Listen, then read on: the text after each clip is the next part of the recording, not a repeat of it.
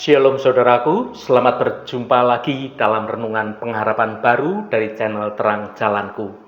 Sungguh senantiasa saya bersukacita dan mengucap syukur di hadirat Tuhan saat kita bisa bertemu kembali untuk kita belajar bersama-sama akan kebenaran firman Tuhan yang membuat hidup ini terus bertumbuh dalam kebenaran Tuhan. Hari ini saya akan menyampaikan renungan dengan judul Strategi Sang Juara. Namun sebelum kita mendengarkan renungan ini, mari kita awali dengan berdoa terlebih dahulu. Bapa di surga, kami bersyukur atas waktu yang indah yang Engkau sediakan bagi kami untuk merenungkan kebenaran firman-Mu. Kami akan belajar tentang perjuangan hidup dalam kebenaran sampai garis finish. Ya Roh Kudus, tolonglah kami untuk membuka hati dan pikiran kami. Uraikanlah kebenaran firman-Mu, agar kami dapat mengerti akan langkah-langkah yang harus kami ambil sebagai pemenang yang lebih dari penakluk di dalam Kristus. Terima kasih Tuhan. Dalam nama Tuhan Yesus Kristus kami berdoa. Haleluya. Amin. Saudaraku yang terkasih, coba kita pikirkan sejenak tentang para juara di dunia ini. Mereka yang memenangkan medali di Olimpiade atau atlet yang berhasil memecahkan rekor dunia. Mereka selalu memiliki kesamaan yang sama, yaitu strategi yang matang. Mereka tidak berlari tanpa tujuan. Mereka itu berlatih dengan disiplin, dengan fokus, dan tahu persis garis finish mana yang harus mereka capai dalam perlombaan itu. Hidup kita sebagai orang percaya digambarkan oleh Alkitab sebagai sebuah perlombaan. Ini bukan sekedar jalan-jalan santai, melainkan sebuah kompetisi yang serius dengan hadiah yang jauh melampaui medali emas yang disediakan oleh dunia ini. Tetapi hadiah itu adalah mahkota kehidupan yang kekal. Pertanyaannya bagi kita hari ini adalah, apakah kita sudah memiliki suatu strategi yang benar untuk memenangkan perlombaan ini? Apakah kita akan berlari dengan fokus atau justru sering tersandung oleh hal-hal yang tidak penting? Mari kita selami bersama strategi meraih mahkota kehidupan yang kekal. Sebagaimana yang diajarkan Tuhan kepada kita, agar kita semua mencapai garis akhir dan menerima hadiah kemuliaan yang telah Tuhan sediakan bagi kita. Mari kita baca 1 Korintus pasal 9 ayat 24. Tidak tahukah kamu bahwa dalam gelanggang pertandingan semua peserta turut berlari, tetapi bahwa hanya satu orang saja yang mendapat hadiah? Karena itu, larilah begitu rupa sehingga kamu memperolehnya. Saudaraku, Rasul Paulus sering menggunakan metafora olahraga dan perlombaan dalam surat-suratnya. Hal ini bukan hanya untuk membuat pesannya begitu menarik, tetapi karena perlombaan adalah suatu gambaran yang sangat kuat tentang kehidupan iman kita. Dalam renungan ini, Rasul Paulus membandingkan kehidupan Kristen dengan perlombaan lari di gelanggang. Bayangkan Anda saat itu berada di stadion kuno, dikelilingi oleh ribuan penonton, dan semua peserta berlari. Namun Paulus mengatakan dalam perlombaan duniawi itu, frasa yang berkata, hanya satu orang saja yang mendapat hadiah. Hal ini dimaksudkan uh, untuk memicu kita pada suatu poin yang lebih besar. Frasa yang berkata, "Karena itu larilah begitu rupa sehingga kamu memperolehnya." Dalam konteks perlombaan iman, kabar baiknya dalam hadiah itu tersedia bagi setiap orang yang berlari dengan benar sampai akhir. Bukan hanya satu orang. Namun ini juga berarti bahwa kita harus serius dalam menjalani perlombaan ini supaya kita mencapai garis finish. Hadiah yang dimaksud bukanlah mahkota yang dari daun zaitun yang bisa menjadi layu, melainkan sesuatu yang jauh lebih berharga, yaitu hidup kekal. Mahkota kemuliaan yang tidak akan bisa binasa. Strategi dalam memperoleh mahkota kemuliaan ini, yang pertama, fokus pada tujuan. Fokus kita adalah menuju garis finish. Kita tidak akan fokus pada gangguan yang ada. Itu bisa soal masalah, soal persoalan hidup, soal kekhawatiran, soal beban kehidupan.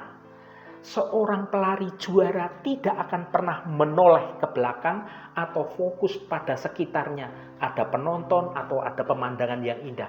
Dia terus fokus ke depan, ke garis finish. Matanya tertuju lurus ke garis finish.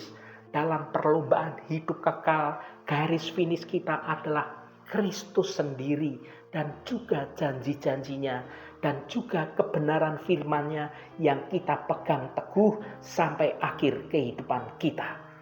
Seringkali kita ini teralihkan oleh berbagai macam gangguan di sisi trek, di sisi tempat kita berlari. Soal kekhawatiran duniawi, soal godaan duniawi, soal kesenangan sesaat, atau bahkan juga soal berbagai macam informasi yang menyesatkan.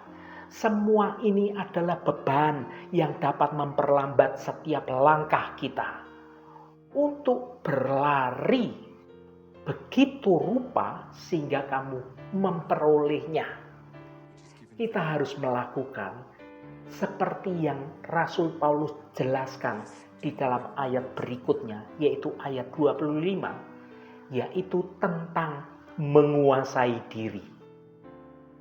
Kita harus membuang segala sesuatu yang menjadi penghalang kita supaya kita mencapai garis akhir. Saudaraku, apa beban yang sedang Anda tanggung hari ini? Apakah ada kebiasaan buruk? Apakah ada dendam? Atau ada rasa kekhawatiran, rasa takut yang dapat memperlambat langkah rohani Anda? Lepaskan itu semua dan fokuslah pada janji-janji dan kebenaran firman Tuhan. Yang kedua, berlatih keras dan disiplin. Tidak ada atlet juara yang mencapai puncak prestasi tanpa melakukan latihan dan disiplin yang keras. Demikian pula kita dalam kehidupan sebagai anak-anak Tuhan. Iman yang kuat tidak tumbuh secara instan. Ia dibangun melalui kedisiplinan rohani yang konsisten. Disiplin rohani ini dapat meliputi disiplin rohani dalam doa yang tekun, menjaga komunikasi yang terbuka dengan pelatih kehidupan kita, yaitu Yesus Kristus. Disiplin dalam membaca dan merenungkan firman Tuhan, menjadikan Alkitab sebagai peta jalan kehidupan dan suplemen bagi energi rohani kita. Disiplin dalam melakukan persekutuan, berlari bersama-sama dengan saudara seiman, saling menyemangati, saling mendorong, saling mensupport. Saudaraku yang dikasihi Tuhan, Rasul Paulus menyatakan bahwa ia melatih tubuhnya dan menguasainya agar setelah memberitakan Injil kepada orang lain, ia sendiri tidak ditolak. Ini menunjukkan bahwa perlombaan ini memerlukan usaha yang sungguh-sungguh, usaha yang disengaja. Kita dipanggil untuk mengerahkan segala upaya kita, bukan dalam kekuatan kita sendiri sebagai manusia yang penuh kelemahan, melainkan dengan bergantung sepenuhnya pada kasih karunia Tuhan yang memberikan kita suatu kekuatan untuk kita terus berlari dalam kebenaran Tuhan. Yang ketiga, menghargai nilai hadiah. Mengapa kita harus berlari sekuat tenaga? Karena hadiahnya itu kekal. Hadiah duniawi itu bersifat sementara. Piala bisa berkarat, medali bisa menjadi pudar, dan tepuk tangan dari penonton pasti akan berhenti.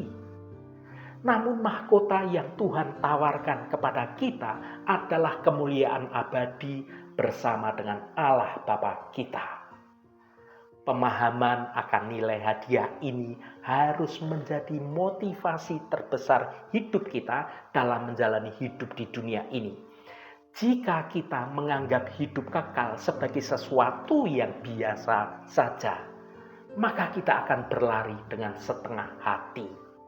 Tetapi jika kita melihatnya sebagai harta yang tidak ternilai, yang telah dibayar mahal oleh darah Yesus Kristus, maka kita akan berlari dengan suatu gairah dan dengan tekad yang penuh. Saudaraku yang diberkati Tuhan, Rasul Paulus memanggil kita bukan hanya untuk ikut berlari, tetapi untuk memenangkan perlombaan itu. Ini adalah panggilan untuk hidup dengan tujuan yang jelas, hidup penuh kedisiplinan dan fokus yang teguh pada kebenaran Tuhan. Larilah dengan segenap hati, mata kita tertuju pada Yesus, Sang Pemimpin dan penyempurna iman kita. Mari kita berlari hari ini bukan seperti orang yang tidak menentu, tetapi sebagai seorang juara yang tahu persis apa yang dia perjuangkan. Haleluya, Tuhan memberkati kita semua. Mari kita tutup renungan ini dengan berdoa. Bapa di surga, kami bersyukur atas firman-Mu hari ini yang mengingatkan kami bahwa hidup ini adalah sebuah perlombaan.